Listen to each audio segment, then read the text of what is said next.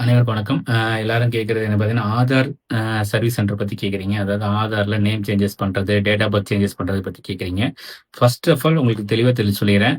அப்படி ஒரு சென்டர் வந்து பிரைவேட்டேஷன் கவர்மெண்ட் குடுத்துருக்காங்களா அப்படின்னு ஃபர்ஸ்ட் செக் பண்ணுங்க. உங்க ஊர்ல நீங்க ஏதோ ஒரு சென்டர்ல பிரைவேட் சென்டர், நெட் சென்டரோ அல்ல இ-சேவை மையமோ, பொது சேவை மையம் போட்டுருக்க தனியா சென்டர்ல இருக்க வந்து இந்த மாரி ஆதார்ல நீங்க போனா நேம் சேஞ்ச் பண்ணி தராங்களான்னு பாருங்க. ஸோ அப்படி எந்த சென்டருமே இப்ப இல்ல. ஏன்னா இது எல்லாமே வந்து கவர்மெண்ட் போஸ்ட் ஆஃபீஸ்ல கொண்டு போயிட்டாங்க. முன்னாடி நீங்க பார்த்திருப்பீங்க.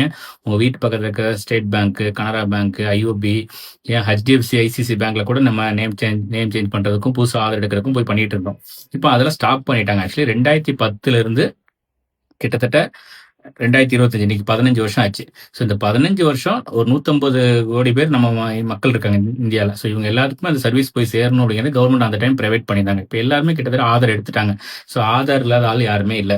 ஸோ இப்போ வந்து நேம் சேஞ்சஸோ, டேட் ஆஃப் பர்த் சேஞ்சஸோ வந்து அந்த கவுண்ட் வந்து குறைஞ்சிட்டே வருது.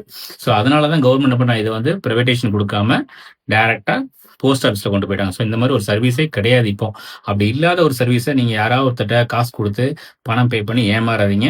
அப்படி யாராவது உங்களுக்கு அந்த சர்வீஸ் கொடுக்குறாங்கன்னா அவங்க எங்க கொடுத்துருக்காங்க இதுக்கு முன்னாடி, அந்த சென்டர்ல அப்படி ஒரு ஒர்க் நடந்துட்டு இருக்குதா போய் நேரடியா போய் வெரிஃபை பண்ணிட்டு அதுக்கப்புறம் அந்த சர்வீசஸ் வாங்க ட்ரை பண்ணுங்க. தேவையில்லாம பணம் கட்டி ஏமாறாதீங்க. சரி, இது வந்து மேக்சிமம் பார்த்தீங்கன்னா கவர்மெண்ட் வந்து தாலுகா ஆஃபீஸ் அப்படி இல்லைன்னா போஸ்ட் ஆஃபீஸ் வழியா தான் எக்ஸிக்யூட் பண்றாங்க அப்படிங்கிறத உங்களுக்கு தெளிவா நான் இங்க பதிவு பண்ணிக்கிறேன்.